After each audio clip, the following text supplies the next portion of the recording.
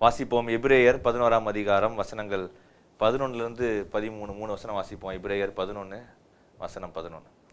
விசுவாசத்தினாலே சாராலும் வாக்குத்தத்தம் பண்ணினவர் உண்மை உள்ளவர் என்று எண்ணி கர்ப்பம் தரிக்க பலனடைந்து வயது சென்றவளாயிருந்தும் பிள்ளை பெற்றாள். ஆனபடியால் சரீரம் செத்தவன் என்று எண்ணத்தகும் ஒருவனாலே வானத்தில் உள்ள பெருக்கமான நட்சத்திரங்களைப் போலவும் கடற்கரையில் உள்ள எண்ணற்ற மணலைப் போலவும் மிகுந்த ஜனங்கள் பிறந்தார்கள். இவர்கள் எல்லாரும் வாக்குத்தத்தம் பண்ணப்பட்டவைகளை அடையாமல் தூரத்திலே அவைகளை கண்டு நம்பி அணைத்து கொண்டு பூமியின் மேல் தங்களை அந்நியரும் பரதேசிகளும் என்று அறிக்கையிட்டு விசுவாசத்தினாலே மரித்தார்கள். விசுவாசம் ஒரு மாபெரும் வல்லமையை கொடுக்கிறது. விசுவாசிக்கும் போது நமக்குள்ளாக ஒரு புது பலன மாதிரி விசுவாசம் வல்லமையை நமக்கு கொடுத்து அது காரியங்களை நடப்பிக்கிறது என்று சொல்லி பார்த்து கொண்டிருக்கிறோம். விசுவாசம் எப்படி முழுமை அடையுது, விசுவாசம் எப்படி பலன் அடையுது, விசுவாசம் தற்கால சமகாலத்தில் இருக்கிற இந்த பிரச்சனைகளை இந்த சமகால கண்ணோட்டத்தோட பார்க்கிறது, அந்த சவால்களை மேற்கொள்ளுகிறதற்கு உதவி செய்து, இந்த மாதிரி விசுவாசம் எப்படியெல்லாம் நமக்கு உதவி செஞ்சு எப்படி நம்மை வாழுகிறதற்கு இந்த பூமியில் இருக்கிற சவால்களை மேற்கொள்ளுகிறதற்கு உதவி செய்துன்றதை பார்த்துட்டு இருக்கிறோம். அப்ப ஆபிரகாம் விசுவாசிகளின் தகப்பன் என்று அழைக்கப்படுறாரு. எபிரேயர் 11ஆவது அதிகாரம் குறிப்பா விசுவாசத்தை பத்தி பேசுது. எபிரேய புஸ்தகங்களே எப்படி கடவுள் இயேசு எல்லாரை விட பெரியவர், எப்படி ஆபிரகாமை விட பெரியவர், எப்படி மோசேயை விட பெரியவர், எப்படி பிரதான ஆசாரியர்களை விட பெரியவர், இந்த மாதிரியான உபதேசங்கள் எபிரேயர்ல இருக்கு.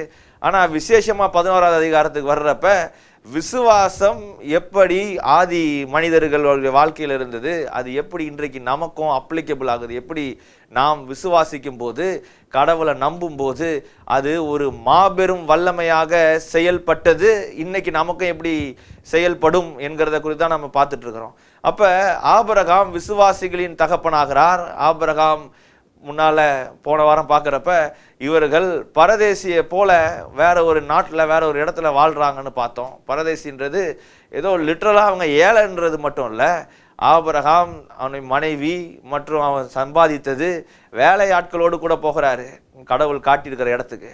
ஆனால் அங்கே போய் பரதேசியாக இருந்தான்னு பைபிள் எதுக்கு ஸ்ட்ராங்காக சொல்லுதுன்னு சொல்கிறாங்கன்னா, இவன்கிட்ட பணம் பொருள் இதெல்லாம் இருந்தா கூட இதை வச்சு இவன் எப்படி அங்கே தன்னை செல்ஃப் எஸ்டாப்ளிஷ் பண்ணுறதுன்னு யோசிக்கல ஆபிரகாம் செல்ஃப் எஸ்டாப்ளிஷ்மெண்ட்டை பற்றி யோசிக்காம அவன் ஒரு கூடாரத்தில் குடியிருக்கிறானா, அந்த புது இடத்துல இவன் பரதேசியை போல இருக்கிறான், ஒன்றும் பெருசா இவன் கையில் இல்லை, கேம்ப் பண்ணி டென்ட் போட்டு இருக்கிறான்னு சொல்றாங்க. இவங்க இருந்தது ஒரு சில டிரான்ஸ்லேஷன்ஸ் என்ன சொல்லுதுன்னா, இவங்க அந்நிய தேசத்துல ஃபாரின் லேண்ட்ல எப்படி இருக்கிறாங்களாம், டென்ட் போட்டு உட்காந்துட்டு இருக்கிறாங்களாம். அப்ப இது எதை காட்டுகிறதுன்னு சொல்றாங்கன்னா, இவன் கிட்ட எவ்வளோ வெல்த் இருக்கலாம், இவன் கிட்ட பணம் இருக்கலாம், இவன் கிட்ட நல்ல காரியங்கள்லாம் இருக்கலாம், ஆனா இதை இவன் நம்பி அதுக்கு மேல கவனம் செலுத்தல. கடவுள் வாக்கு தத்தத்தை கொடுத்துட்டாரு, அந்த வாக்கு தத்தத்தை போய் நிறைவேற்றுறதுக்கு நான் என்னெல்லாம் பண்றேன்னு என்கிட்ட இருக்கிற பணத்தையும் என்கிட்ட அதிகாரத்தையும் பயன்படுத்தி இவன் ராஜ்யத்தை கட்டுறதுல ஆபிரகாம் இறங்கலன்னு சொல்றாங்க. ஆபிரகாம் மாறாக எப்பொழுதும் கடவுளையே நோக்கி பார்த்து கொண்டிருந்தான். அதனாலதான் அவன் லைஃபையே ரொம்ப சிம்பிளா வச்சிருந்தான். டென்ட் போட்டு அந்த டென்ட்ல வாழ்ந்து கொண்டிருக்கிறான்னு சொல்றாங்க. கூடாரத்திலே குடியிருந்தான்னு சொல்றதன் நோக்கம், இவன் காசு இல்லாம இல்ல, எல்லாம் இருந்தாலும் இவன் கவனம் கடவுளை சார்ந்ததாகவே இருந்தது. அதனாலதான் ஆபிரகாம் கூடாரத்துல வாசம் செய்தான்னு சொல்றோம். அதனாலதான் அவனுடைய விசுவாசத்தை ரொம்ப பெருசுன்னு சொல்றோம். ஏன்னா எல்லாமே நல்லா போயிட்டு இருக்கு, இவன் இருக்கிற இடத்துல இவன் நல்லா அவனுடைய மக்களோடு வாழ்றான், அவன் ஊர்ல வாழ்றான், நல்ல சூழல்ல வாழ்ந்து கொண்டிருக்கிற ஆளை கடவுள் கூப்பிட்டு போன்றாரு, நான் காட்டுற இடத்துக்கு கிளம்பி போன்றப்ப ஆபிரகாம் ரொம்ப ஜோரா கடவுள் சொன்ன வார்த்தையை அப்படியே கீழ்பட்டு கிளம்பி போகிறதுனால அவனுடைய விசுவாசத்தின் அளவே நம்மால பார்க்க முடியுது. அங்க போயும் இவனுடைய கவனம் கடவுளையே சார்ந்ததாக இருக்கிறதுனால இவனை விசுவாசிகளின் தகப்பன் என்று அழைக்கிறோம். அப்ப இன்னைக்கு இந்த வாசிச்சு கேட்ட இந்த 3 வசனத்திலையும் என்ன சொல்றாங்க, இவன் எப்படி விசுவாசிகளின் தகப்பன் என்கிறது இன்னும் ஊர்ஜிதமாகுது, இன்னும் ஸ்ட்ராங் ஆகுது. அதுல என்ன சொல்ல வராங்க, விசுவாசத்தினாலே சாராலும், ஆபிரகாம் மட்டும் இல்ல சாராலும், ஏன்னா கடவுள் இவங்களை தான் என்ன சொல்றாரு, வானத்து நட்சத்திரத்தை போல உன சந்ததி இருக்குன்றார், ஆசீர்வதிப்பேன்றாரு, கடற்கரை மண்ணை போல ஆசீர்வதிப்பேன்ற ஆதியாகமம் 12 வாசிச்சா இப்படி ஆசீர்வதிக்கிறேன்றாரு. இவங்களுக்கே நகைப்பு வர்ற மாதிரி இருக்கு. ஏன்னா பிள்ளை இல்லை, ஒரு பிள்ளை கூட இல்லை, ஆனா இவங்க சந்ததியை கடவுள் என்ன பண்றேன்னு சொல்றாரு, வானத்து நட்சத்திரத்தை போலவும் கடற்கரை மணலை போலவும் ஆசீர்வதிக்கிறேன்னு சொல்றாரு. அதை கேட்கிறப்பே உங்களுக்கு மலைப்பா இருக்கு. ஆனா பின்னால அது நடக்குது. ஆனா இவர்களுக்கு மலைக்கத்தக்கதான ஆசீர்வாதமாக இருக்கிறது. அதுல சாராளுடைய ரோலும் இருக்கு. அதனாலதான் விசுவாசத்தினாலே சாராலும் வாக்குத்தத்தம் பண்ணினவர் உண்மையுள்ளவர் என்று நீ கர்ப்பம் தரிக்க பலனடைந்து வயது சென்றவளாயிருந்தும் பிள்ளை பெற்றால். இப்போ இதை பார்க்குறப்ப இதை கேட்குறப்ப என்ன தோணுதுன்னா, சாராளை பற்றி தான் நமக்கு தெரியுமே. இந்த அம்மா என்ன பண்ணாங்க, இன்னொரு எகிப்திய ஆளை கூப்பிட்டு வந்து ஆகாரை கொண்டு வந்து இஸ்மவேல் பிறந்தான்றது நமக்கு நல்லா தெரியும். அப்போ இதில் என்ன நீங்கள் சாராளுக்கு மிகப்பெரிய விசேஷம் இருக்குது? அப்போ ஆகாரும் இஸ்மவேலும் எங்கேருந்து வந்தாங்க? அதெல்லாம் மறைச்சிட்டு பைபிள் பேசுதான்றது போல இந்த வசனத்தை வாசிக்கிறப்ப, சாராலும் வாக்கு தத்தம் பண்ணினவரை உண்மை உள்ளவர் என்று நீ கர்ப்பம் தரிக்க பலனடைந்து வயது சென்றவளாயிருந்தும் பிள்ளை பெற்றாள்னு சொல்றப்ப, ஏதோ ஒரு சர்டைன் பீரியடை கில்லிங் இன் சைலன்ஸ்ன்ற மாதிரி போட்டு நீங்க அதை சாகடிக்கிறீங்களே, அதை பத்தி பேசாம இருக்கிறது போல கடந்து போகுதே அப்படின்ற மாதிரி இந்த பிக்சர் நமக்கு இருந்தா கூட, இவங்க கடவுள் ஆபிரகாம சொல்றாரு. ஆபிரகாம் கிளம்பி ஊர்ல இருந்து கானான் தேசத்துக்கு வராரு. கானான் தேசத்திலிருந்து எகிப்துக்கு போற ஒரு டேர்ன் நடக்குது. இதெல்லாம் ஒரு சில நேரத்தில் இவர்கள் தவறி போய் ஆகார்ன்ற எகிப்து தேசத்து பெண்ணை கொண்டு வந்து கொடுத்து இந்த மாதிரி பிள்ளைகள் இஸ்மவேல் பிறந்தா கூட இது எதை காட்டுது? ஆபிரகாம் மனிதன் என்பதை முதலாவது காட்டுது. அதனால ஒரு சில நேரத்தில் மனிதர்கள் தவறி விழக்கூடியவர்களாக இருக்கிறார்கள் என்பதை ஆபிரகாமுடைய வாழ்க்கையிலிருந்து நம்மளால புரிஞ்சுக்க முடியுது. இது ஏதோ வேற தேவலோகத்து கதை இல்லை. ஒரு சில நேரத்தில் என்ன நினைக்கிறாங்கன்னா, ஆபிரகாம் பற்றிலாம் பேசுகிறப்ப, இவங்க பைபிள் இருக்கிற ஆளுகள்லாம் பற்றி பேசுகிறப்ப, அது ஏதோ ஒரு காலகட்டத்தில் எங்கேருந்தோ ஸ்பெஷல் பவர் வாங்கிட்டு வந்துட்டாங்க, ஏதோ மிகப்பெரிய அதிகாரம் அவங்களுக்கு இருக்கு போல, அதனால இவங்கெல்லாம் இப்படி இருக்கிறாங்க, நமக்கு ஒரு மாடல் மாதிரி இருக்கிறாங்க போலன்ற எண்ணம் ஏற்படுகிறதே. அப்படி இல்லை, இவர்களும் நம்மை போல் மனிதர்கள் தான். இப்படிப்பட்டவர்களும் தவறி விழுந்தார்கள் என்பதை தான் வேதாகமம் மறைக்காம அப்படியே கோட் பண்ணுது. இப்படிதான் பேதுரு பின்னால பிரசங்கம் பண்றாரு, 3000 பேர் ரட்சிக்கப்படுறாங்க. ஆனா அன்னைக்கு இயேசு மறுதளிக்கிறாரு. அதையும் அப்படியே பைபிள் கோட் பண்ணி வச்சிருக்குது. ஏன்னா இவர்கள் மனிதர்கள் தான் என்பதை வேதாகமம் நமக்கு திரும்ப திரும்ப காண்பிக்க கூடியதாக இருக்கிறது. ஆனா அதுல இருந்து நமக்கு ஒரு நம்பிக்கை கிடைக்குது. இப்படிப்பட்ட நம்பிக்கை, ஏன்னா இப்படி தவறி விழுந்தாலும் கடவுள் தூக்கி நிறுத்துறாரு.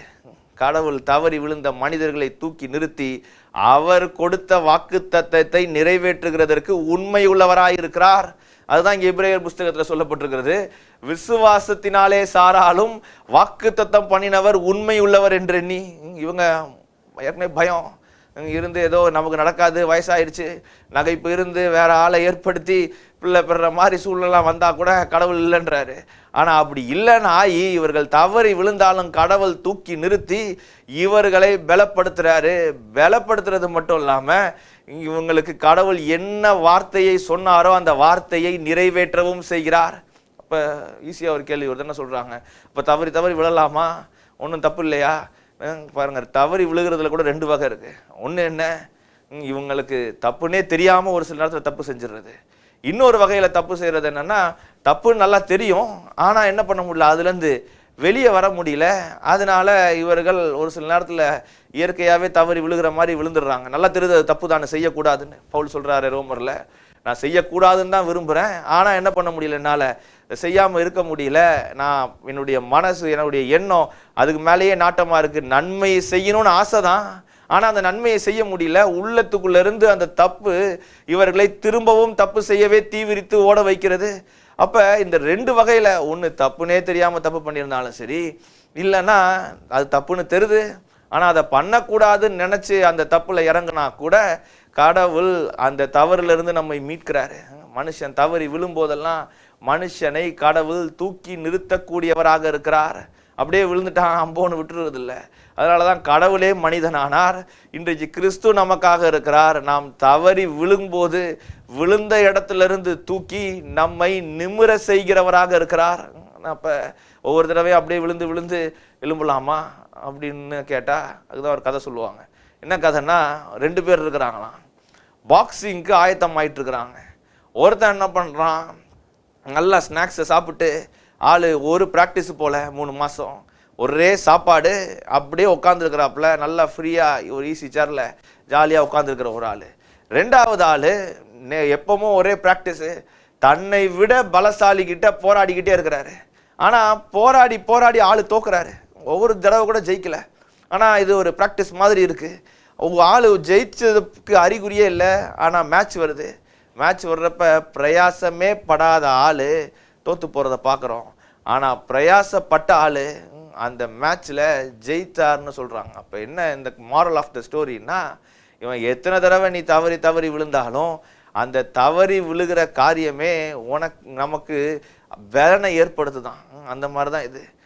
நல்லா தப்புன்னு தெரியுது, ஆனால் அந்த தப்பில் போய் விழுந்தா கூட திரும்ப அதுலேருந்து எழும்பி நிற்க முயற்சி பண்ண அதுவே நமக்கு பலனாக மாறுகிறது.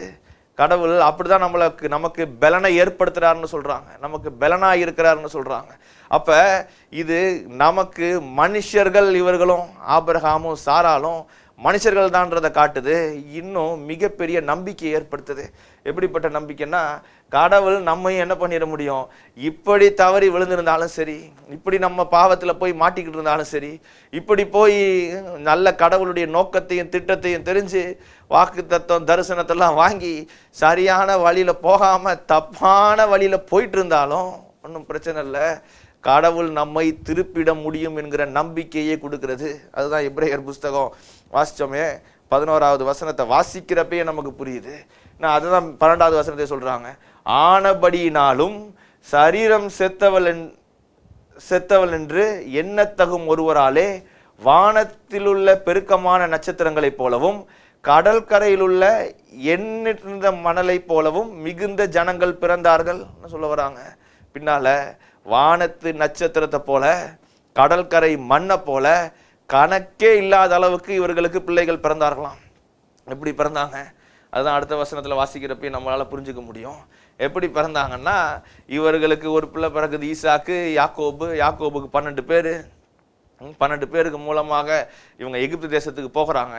அங்கே இவங்க வேலை செய்கிற இடத்துல இவங்களை எவ்வளவு நெருக்கிறாங்களோ அவ்வளவு நெருக்கக்கூடிய அந்த நெருக்கமான சூழ்நிலை இருந்தாலும் அந்த நெருக்கத்தின் மத்தியிலே இவர்களுக்கு மிகப்பெரிய கடவுள் அவங்க பெருக்கத்தை ஏற்படுத்துறாரு. கடவுள் இவங்க கவுண்ட் பண்ண முடியாத அளவுக்கு இவர்களுடைய அந்த சந்ததி பெருகினது என்று பார்க்குறோம்.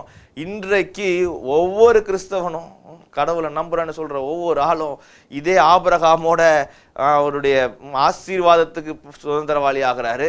இஸ்ரவேல்ன்ற கூட்டத்துக்குள்ள வராங்க. இன்றைக்கு ஒவ்வொரு சபையும் அப்படிதான் இருக்கு. இதை லிட்டரலா கவுண்ட் பண்ண முடியாத மாதிரி தான் இருக்கு. வானத்து நட்சத்திரத்தை போலவும் கடற்கரை மணலை போலவும் தான் இன்றைக்கு கடவுள் ஆபிரகாமு கொடுத்த வாக்கு தத்தம் நிறைவேறுகிறதை போல் இருக்கிறது. இன்னைக்கு அப்படிதான் இருக்குன்னு சொல்றாங்க. ஆனா அன்னைக்கு கடவுள் வாக்கு தத்தத்தை கொடுக்குறப்ப ஒண்ணுமே இல்லை. கடவுள் வாக்கு தத்தத்தை கொடுக்கும்போது இவர்கள் காத்திருக்கிற மாதிரி இருந்துச்சு, இவங்க வெயிட் பண்ணணுன்றது மாதிரி இருந்தது. இவங்க தூரத்தில் அதை பார்க்குறாங்க, பார்த்து அதை நம்பி விசுவாசிப்பது போல் தான் இருந்தது. கண்ணில் பார்க்க முடியல. அதுதான் 13வது வசனத்தில் பார்க்குறோம். இவர்கள் எல்லாரும் வாக்கு தத்தம் பண்ணப்பட்டவைகளை அடையாமல், கடவுள் வாக்கு தத்தம் தான் கொடுத்துருக்கிறாரு, அந்த வாக்கு தத்தத்தை அடைய முடியல. என்ன சொல்றாரு? வானத்து நட்சத்திரத்தை போலவும் கடற்கரை மணலை போலவும் ஆசீர்வதிக்கிறேன்றாரு. ஆனா அப்படி ஆசீர்வதிக்கிறதுக்கு உண்டான சூழலே இல்லை. பார்க்கறதுக்கு ஒண்ணுமே இல்லை. கண்ணில் பார்த்தா லிட்டரலா ஒண்ணுமே தெரியல. மாறாக என்ன தெரியுது?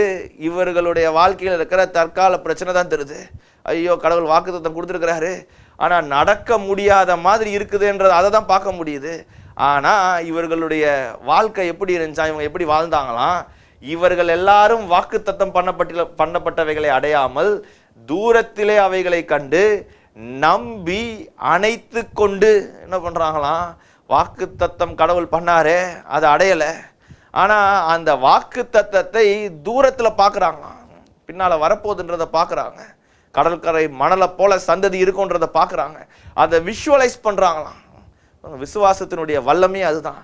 விசுவாசம் என்ன பண்ணுது? நம்மளுடைய வாழ்க்கையில் இருக்கிற காரியங்களை விஷுவலைஸ் பண்ணுகிறது. கடவுள் நமக்கு கொடுத்திருக்கிற வாக்கு தத்தமாக இருக்கலாம், கடவுள் நமக்கு கொடுத்திருக்கிற திட்டமாக இருக்கலாம், கடவுள் நம்ம இருதயத்துக்குள்ள வைக்கிற நல்ல எண்ணங்களாக இருக்கலாம், யோசனைகளாக இருக்கலாம். இதை தூரத்துல பார்க்கறதுனா என்ன? அதை விஷுவலைஸ் பண்றோம். இன்னைக்கு நடக்காதது போலவே இருக்கலாம், இதெல்லாம் நடக்குமான்றது மாதிரி இருக்கலாம். ஆனா அது நம்மளுடைய மனக்கண்கள் அவைகளை காண்கிறது. அதான் வெற்றி அடைஞ்ச ஆளுங்கிட்ட போய் கேட்டா அவங்க 2 வகையில பதில் சொல்லுவாங்க. ஒருத்தர் என்ன சொல்லுவாங்கன்னா, இல்லை நான் அடைஞ்ச வெற்றி எல்லாம் நான் என் கண்ணால் பார்த்ததே இல்லை, எனக்கு இதை பற்றி தெரியவே தெரியாது, வெற்றி அடையணுன்ற ஆசையும் எனக்கு இல்லை, நோக்கமும் எனக்கு இல்லை. நான் ஏதோ அந்த வழியில் போகிறப்ப இந்த ஆசீர்வாதம், இந்த நல்ல வாழ்க்கை இதெல்லாம் தானாக அமைஞ்சுதுன்னு வாங்க ஒருத்தர். இன்னொருத்தர் என்ன சொல்லுவாங்கன்னா, இல்லை இந்த வெற்றியை நிச்சயமாக நான் பார்த்தேன், என் கண்ணுக்கு நல்லா தெரிஞ்சுது, இப்படி தான் கடவுள் கொண்டு வந்து என்னை நிறுத்த போகிறாருன்றதை நான் உணர்ந்தேன். அப்போ 2 வகையில் பார்க்க முடியுது இல்லையா? அப்போ விசுவாசமும் இந்த 2வது வகை. விசுவாசம் எது? கடவுள் வாக்கு தத்துவத்தை கொடுத்துருக்கிறாரு, தரிசனத்தை கொடுத்துருக்கிறாரு, எல்லாம் கொடுத்துருக்காரு. ஆனால் எதையும் ரியாலிட்டியில் இல்லை, இன்னைக்கு இல்லை, நாளைக்கு வரப்போகுது. ஆனால் அவைகளை இவர்கள் மனக்கண்களிலே பார்க்கிறார்கள், அதான் தூரத்தில் பார்க்குறாங்களாம். வரப்போகிறதை அவைகளை கண்டு நம்பி அணைத்து கொண்டு போட்டு அதை அணைக்கிறாங்களாம். அணைத்து கொண்டு இந்த பூமியின் மேல் தங்களை அந்நியர்களும் பரதேசிகளும் என்று அறிக்கையிட்டு விசுவாசத்தோட மரித்தார்கள் சொல்ல வராரு. இவங்க இந்த பூமியில அந்நியர்களும் பரதேசிகளுமா இவர்கள் மரித்தார்கள். யாரு? ஆபிரகாம், சாராள், இவர்கள் எல்லாம் இதை நம்புறாங்க. கடவுள் பின்னால வாய்க்க பண்ண போறாரு, கொடுக்க போறாரு, இதெல்லாம் இவங்களுக்கு வாய்க்க போகிறது என்பதை விசுவாசத்திலே பார்த்து அதை அணைத்து கொண்டு அது நிச்சயமா பின்னால் நடந்தது. இன்னைக்கு சபையே இஸ்ரவேல்னு சொல்றோம். எவ்வளோ இடத்துல மக்கள் கூடி ஆராதிக்கிறாங்க. இவர்களெல்லாம் கிறிஸ்து இயேசுவுக்குள்ளாக தான் ஆபிரகாமின் ஆசீர்வாதத்தையும் பெறுறாங்க.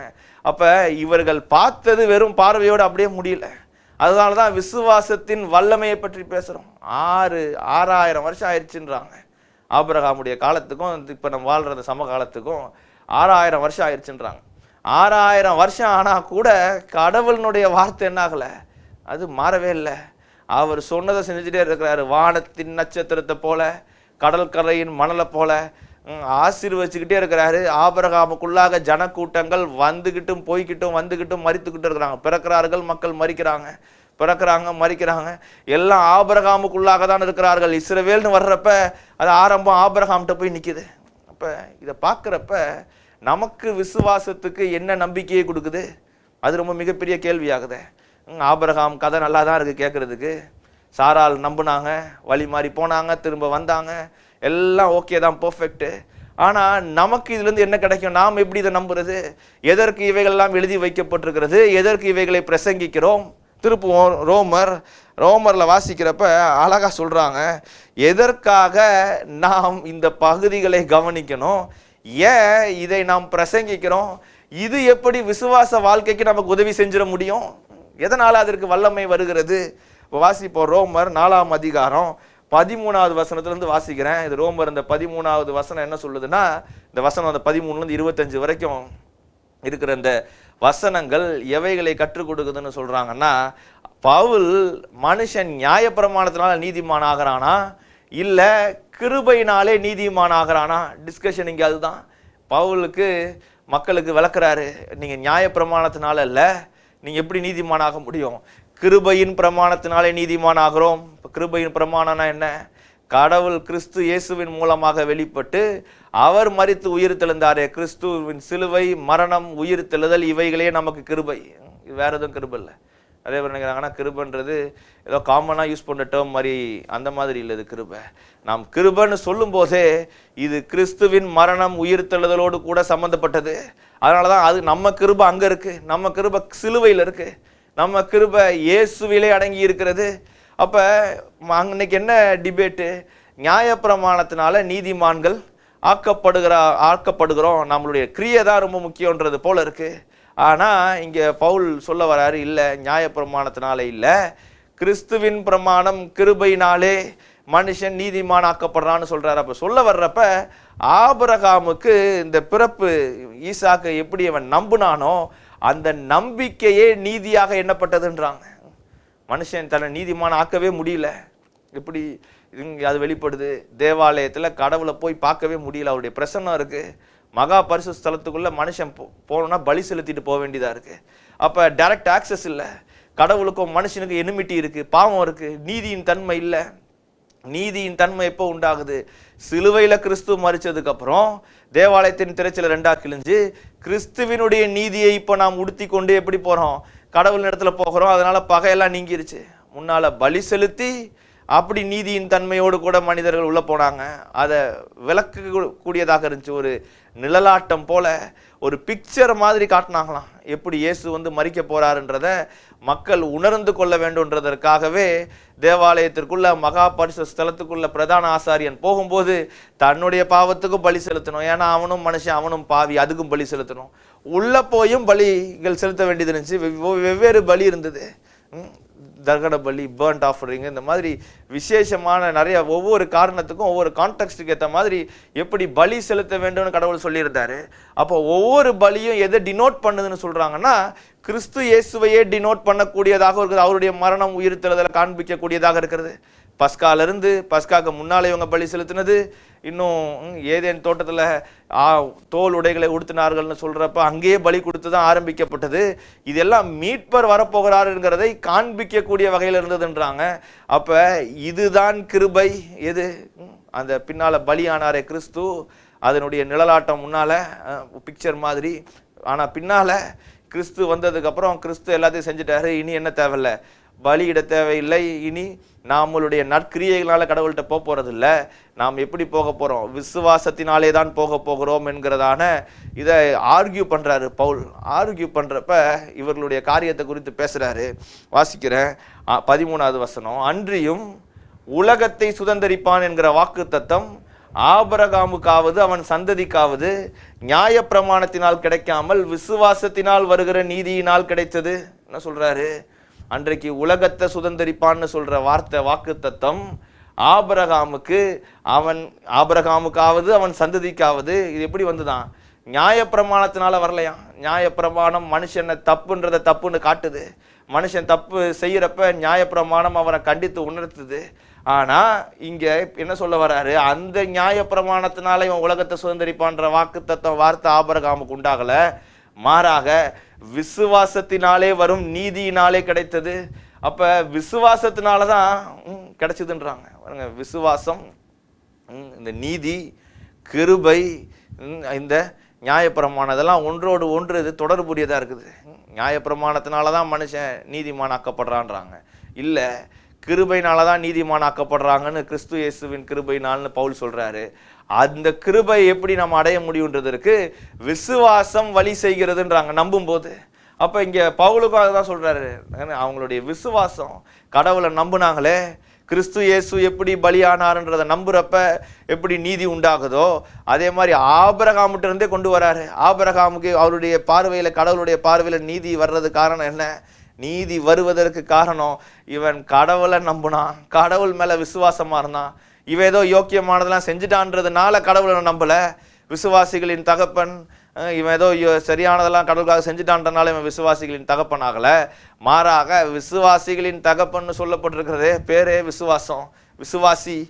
அது விசுவாசத்தினாலதான் நடந்தது. அப்ப இவர் என்ன சொல்ல வர்றாரு? கிருபையை மீன் பண்றதற்கு விசுவாசத்தை எம்பசைஸ் பண்றாரு. ஏன்னா விசுவாசமும் கிருபையும் ஒரே கோட்டில் இருக்கிறது.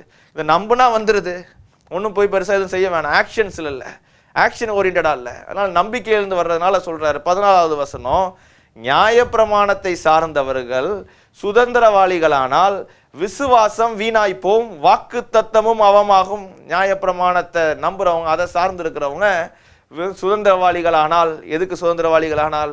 இந்த வாக்கு தத்தத்திற்கும் இந்த காரியத்திற்கும் சுதந்திரவாளிகளானால் வாக்கு தத்தம் அவமாகுமா? அதனால நியாயப்பிரமாணத்திற்கு சுதந்திரம் இல்லை, விசுவாசத்திற்கும் கிருபைக்குமே சுதந்திரம் இருக்கிறது. அதுக்கு தான் பங்குதாரர்கள்ன்றாங்க. 15, மேலும் நியாயப்பிரமாணம் கோபாக்கினையை உண்டாக்குகிறது, நியாயப்பிரமாணம் இல்லாவிட்டால் மீறுதலும் இல்லை. நியாயப்பிரமாணத்தினால ஒன்றும் பெருசா நடக்கல.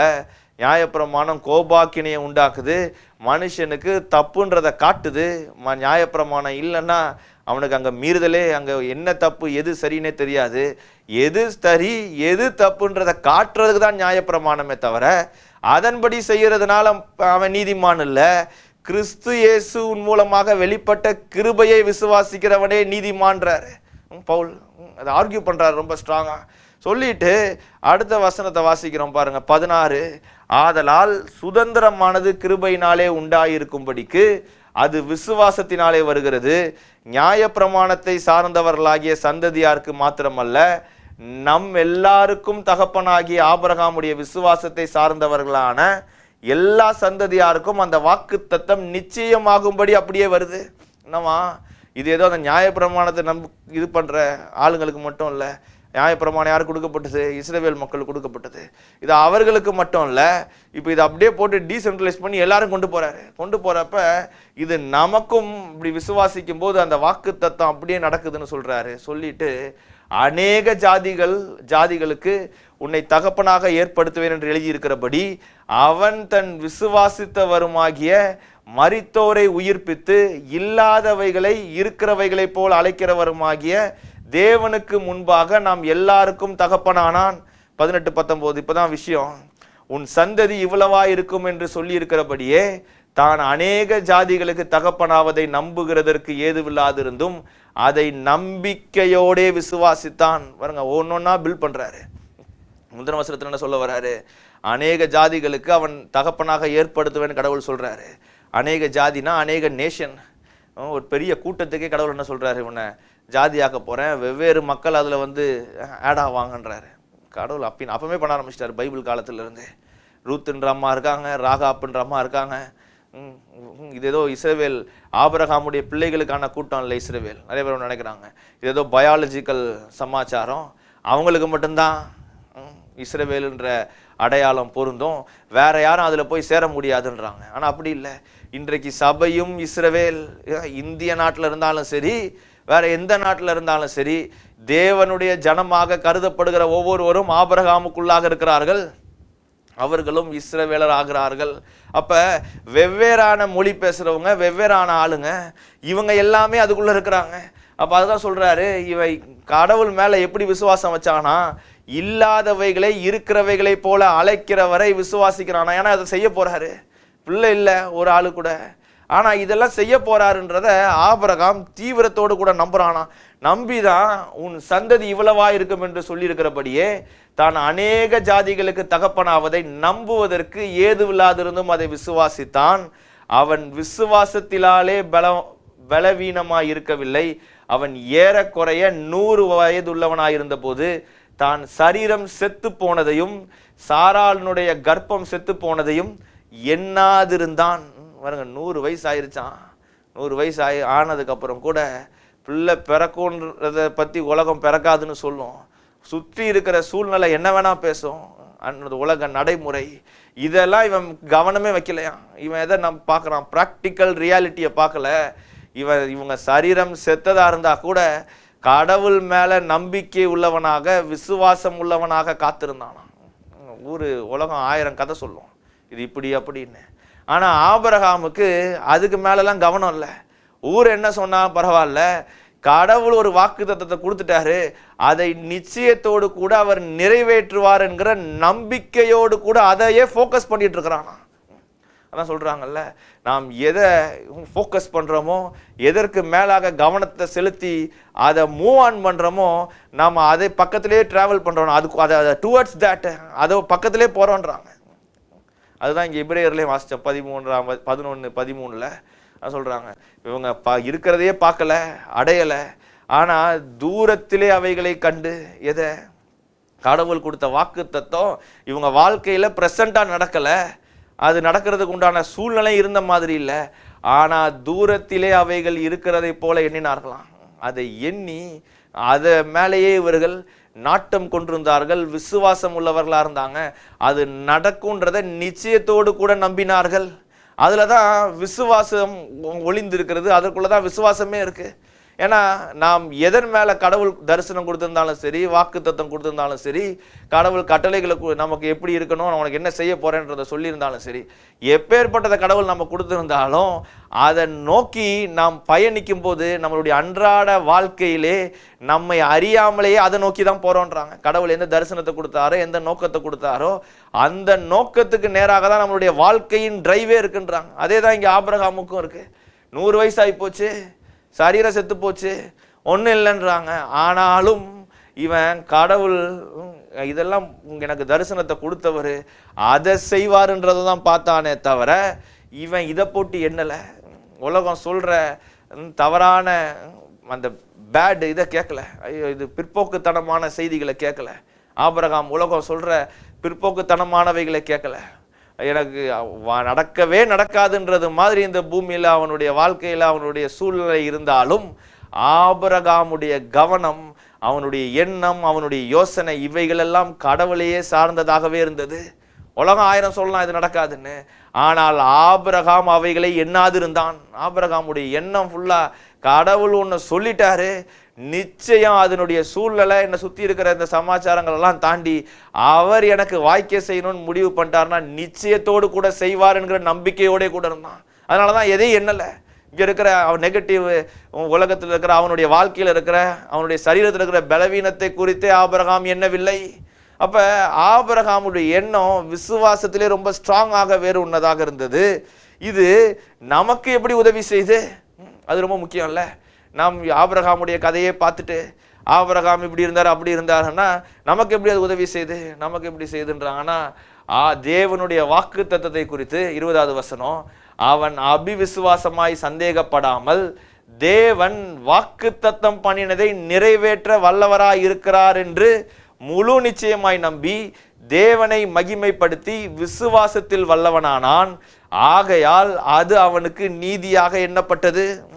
எப்படி நமக்கு இது உதவி செய்யுதுன்னா, ஆபிரகாம் நம்புனது போல நாமும் இதெல்லாம் வாக்கு தத்தத்தை கொடுத்திருக்கிறாரு, அதை நிறைவேற்ற வல்லவராய் இருக்கிறார். யாரு? தேவன் என்பதை முழு நிச்சயத்தோடு கூட நம்பணும். ஒன்று, இது அவனுக்கு நீதியாக விளங்குனதுன்றதை எழுதியிருக்கிறதுடைய நோக்கம் என்னன்னு சொல்றாங்கன்னா, அது அவனுக்கு நீதியாக எண்ணப்பட்டது என்பது அவனுக்கு மாத்திரமல்ல நமக்காகவும் நாமும் அதை நம்பும்படி நமக்காக எழுதப்பட்டிருக்கிறது. ஆபிரகாமுடைய வாழ்க்கையில ஆபிரகாம் விசுவாசத்தினால நீதி அடைஞ்சான். அவனுக்கு கடவுள் அவன் சந்ததியை இப்படி ஆசீர்வதிப்பேன்னு சொன்னாரே, அதை அவன் விசுவாசித்து இப்போ இருக்கிற பிரச்சனைகள், இப்போ இருக்கிற நெகட்டிவான அவனுடைய உடலாக இருக்கட்டும், மற்ற எந்த காரணிகளையும் பற்றி அவன் பேசாது இருந்தான்லாம் எழுதி இருக்கிறதே. இப்படி எழுதுனதுனால நாம் அதை படிக்கும் போதே நமக்கு என்ன வருதுன்றாங்கன்னா, அது நாமும் உணர்ந்து நமக்கும் எழுதப்பட்டிருக்குதான். ஆனால் 23வது வசனம், அது அவனுக்கு நீதியாக எண்ணப்பட்டது என்பது அவனுக்காக மாத்திரமல்ல நமக்காகவும் எழுதப்பட்டிருக்கிறது. நாமும் இதை பார்க்கும் போதே, இதை படிக்கும் போதே, நாமும் விசுவாசிக்கும் போது நமக்கும் நீதியாக எண்ணப்படும். நாமும் விசுவாசிக்கும் போது நமக்கும் நல்லதெல்லாம் நடக்கும்.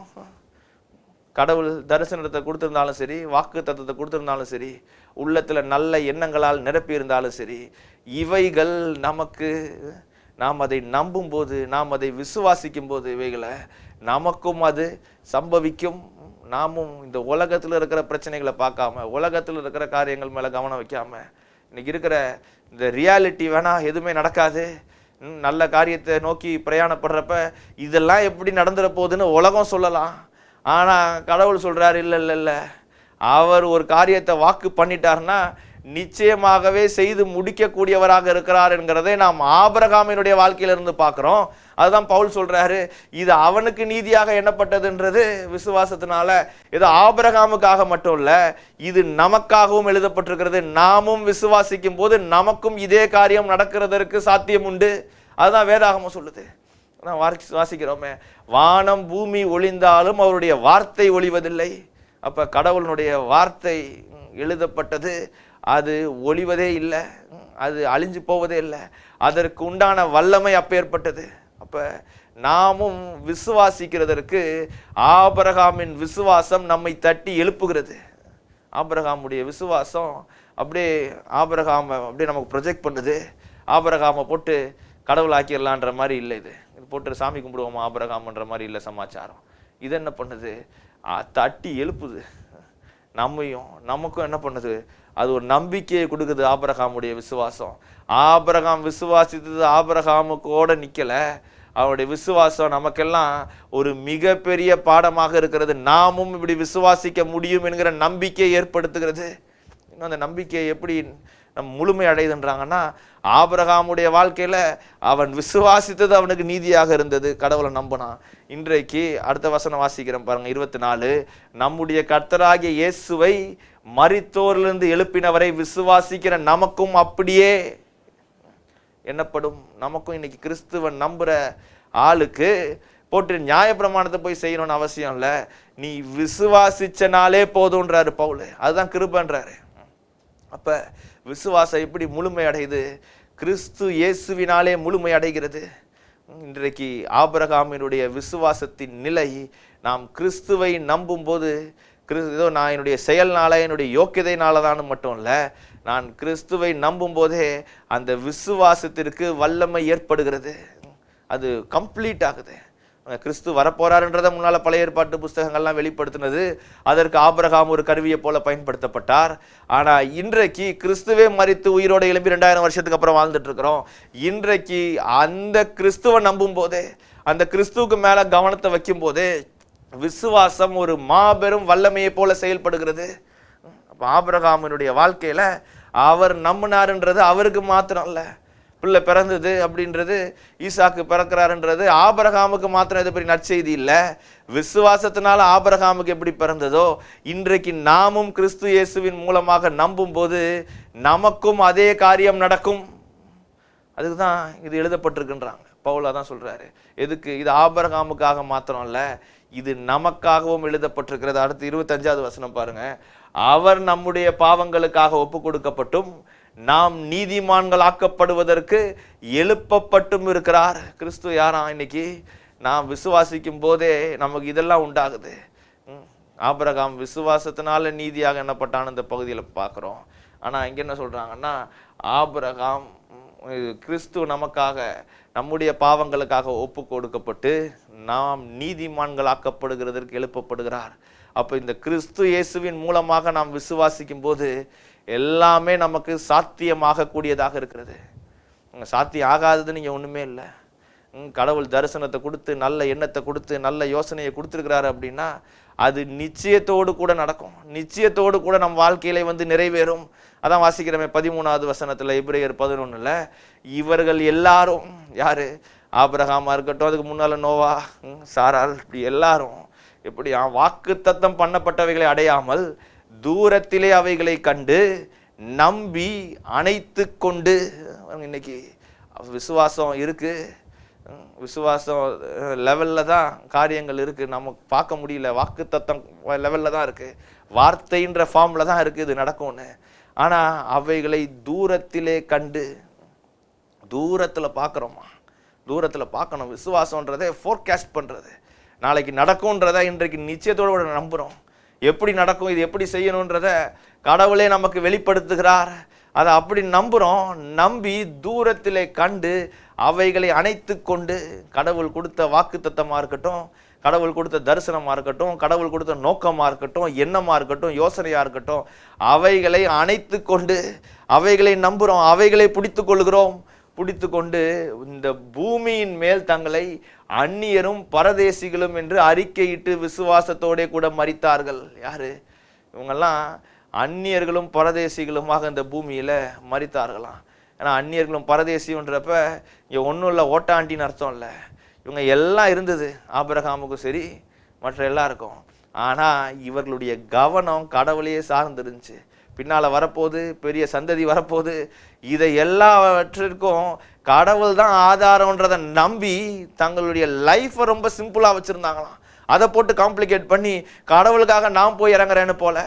நான் சொன்னேன் பார்த்தீங்களா, புனித இந்த ஹோலி வார்ஸ், சிலுவை போர்கள் நடக்கிறப்ப இப்படிதான், கடவுளுக்காக நான் ஏதோ பண்றேன்னு பக்கத்து நாட்டில் ஆண்டுட்டு இருக்கிறவனை போய் பிடிக்கிறதுக்கு கடவுள் பேரை பயன்படுத்தி, இப்படி நீ சண்டை போட்டேன்னா நம்ம ஆளுங்களை கூப்பிடுறதுக்கு நீ சண்டை போடுறப்ப நீ சிலுவை வீரனா மாறுற, உனக்கு நித்திய ஜீவன் உண்டு, இந்த மாதிரிலாம் சொல்லி இவங்களுடைய செல்ஃப் எஸ்டாப்ளிஷ்மெண்ட்டை பண்ணல, பாபேல் கோபுரத்தை மாதிரி கட்டலை. ஆனால் மாறாக என்ன பண்ணுறாங்க? கடவுளுக்கே காத்து கொண்டிருந்தார்களாம். அதனால தான் அந்நியரும் பரதேசியம்னு சொல்லப்பட்டிருக்கிறது. அப்போ நாமும் கடவுள் நமக்கு கொடுத்துருக்கிற நோக்கமாக இருக்கட்டும், தரிசனமாக இருக்கட்டும், வாக்கு தத்தமாக இருக்கட்டும், நல்ல எண்ணங்களாக இருக்கட்டும், அவைகளை நாமும் அணைத்து கொண்டு கிறிஸ்து இயேசுவுக்குள்ளாக நாம் விசுவாசிக்கும் போது அவைகளையெல்லாம் நமக்காக, நம்முடைய பாவங்களுக்காக மரித்து எழும்பினவர், நம்மை நீதிமான்களாக்கினவர், இவைகளை நம்முடைய வாழ்க்கையிலே நிறைவேற்றவும் வல்லவராயிருக்கிறார். ஆக அப்படி நம்பணும். அதுதான் ஆபிரகாமுடைய வாழ்க்கை கொடுக்கப்பட்டிருக்கிறது. இதுதான் விசுவாசத்தின் மிகப்பெரிய வல்லமையாகவும் இருக்கிறது. எது விசுவாசத்தின் வல்லமை? நான் நம்பும்போது அது நிலைவரமாகிறது, அது காரியங்கள் நடக்க ஆரம்பிக்கிறது. எப்படி? கிறிஸ்து இயேசுவுக்குள்ளாக நமக்காக மரித்தவர், நமக்காக ஜீவனை கொடுத்தவர், இதையும் நம் வாழ்க்கையில செய்கிறதற்கு போதுமானவராக இருக்கிறார். ஆக இதை இப்படி நம்புவோம். ஆபிரகாம் விசுவாசிகளின் தகப்பனானது போல நாமும் அந்த விசுவாசத்திலே பலப்படுவோம். அது இருக்கிற வல்லமையை நம்மளுடைய வாழ்க்கையில சுதந்தரிப்போம். கடவுள் தாமே நம்மை ஆசீர்வதிப்பாராக. ஆமென்.